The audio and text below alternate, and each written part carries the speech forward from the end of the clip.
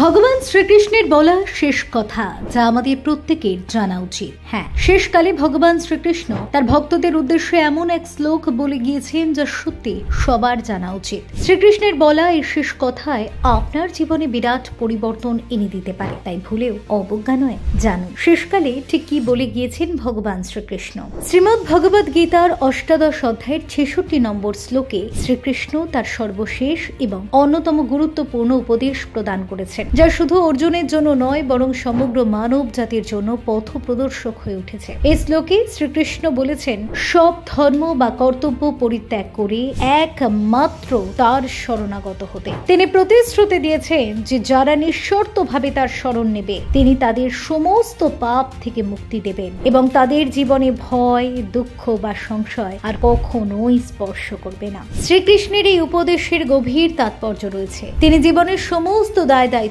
দ্বন্দ্ব এবং সংশয় ত্যাগ করার পরামর্শ দিয়েছেন, কিন্তু এর অর্থ এই নয় যে তিনি কর্তব্য থেকে বিমুখ হতে বলেছেন, বরং তিনি বুঝিয়েছেন যে মানুষের উচিত তার সমস্ত কাজ ভগবানের ইচ্ছা অনুযায়ী এবং তার প্রতি পূর্ণ বিশ্বাস রেখে করা। যখন কোনো ব্যক্তি নিজের স্বার্থ, ইগো বা অহংকার ছেড়ে দিয়ে কাজ করে তখনই সে প্রকৃত অর্থে শ্রীকৃষ্ণের শরণাগত হতে পারে। এই শরণাগত হওয়ার অর্থ হলো নিজের সীমাবদ্ধতাকে মেনে নিয়ে ভগবানের অসীম শক্তির উপর নির্ভর করা। এই শ্লোকের মাধ্যমে শ্রীকৃষ্ণ মূলত জীবনের জটিলতা, দ্বিধা ও দুঃখ থেকে মুক্তির পথ দেখিয়েছেন। মানুষের জীবনের সব সময় নানান সমস্যা, সংকট ও দ্বন্দ্বের মুখোমুখি হতে হয়। কখনো জীবনের লক্ষ্য স্পষ্ট থাকে না, কখনো বা সিদ্ধান্ত নেওয়ার সময় মন দ্বিধাগ্রস্ত হয়ে পড়ে। শ্রীকৃষ্ণ এখানে উপদেশ দিয়েছেন, যদি কেউ তার উপর পূর্ণ বিশ্বাস রেখে সব দায়িত্ব তার হাতে ছেড়ে দেয় তবে সে জীবনের সমস্ত সংকট ও দ্বিধা থেকে মুক্তি পাবে। শ্রীকৃষ্ণ বলেন, সমস্ত ধর্ম বা কর্তব্য ত্যাগ করার অর্থই নয় যে মানুষ তার সামাজিক বা পারিবারিক দায়িত্ব এড়িয়ে চলবে,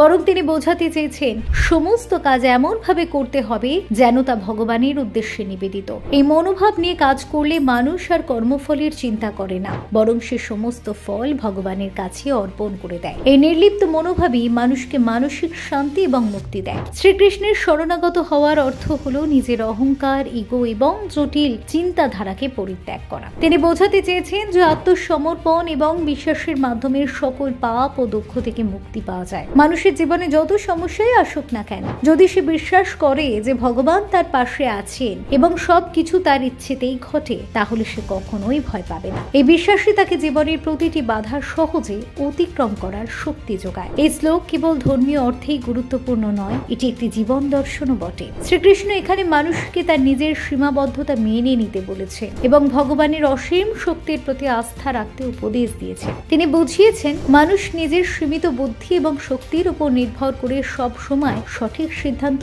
নিতে পারে না, কিন্তু যদি সে ভগবানের উপর নির্ভরশীল হয় এবং তার শরণ নেয় তাহলে সে জীবনের প্রতিটি বাধা সহজে অতিক্রম করতে সক্ষম হবে। এই উপদেশ আমাদের শেখায় যে জীবনের সমস্ত সমস্যার সমাধান এবং মুক্তি তখনই সম্ভব যখন আমরা ভগবানের প্রতি পূর্ণ বিশ্বাস রেখে নির্ভীকভাবে এগিয়ে যাই। শ্রীকৃষ্ণের এই উপদেশ আমাদের অহংকার ও আতঙ্ক ত্যাগ করে বিনম্র এবং আত্মবিশ্বাসী হতে সাহায্য করে। যে কোনো পরিস্থিতিতে যদি কেউ ভগবানের উপর পূর্ণ বিশ্বাস রাখতে পারে তাহলে সে জীবনের সমস্ত দুঃখ কষ্ট থেকে মুক্তি পাবে এবং প্রকৃত শান্তি অর্জন করবে। তাই আপনার শুভাকাঙ্ক্ষীদের কাছে এই ভিডিওটি পৌঁছে দিতে প্রচুর পরিমাণে শেয়ার করুন। ভিডিওটি অবশ্যই লাইক করুন, কমেন্টে জানান এই ধরনের আর কোন অজানা তথ্য আপনারা জানতে চান। চ্যানেলটিকে সাবস্ক্রাইব করে আমাদের পাশে থাকুন, কমেন্টে লিখুন হরে কৃষ্ণ, রাধে রাধে।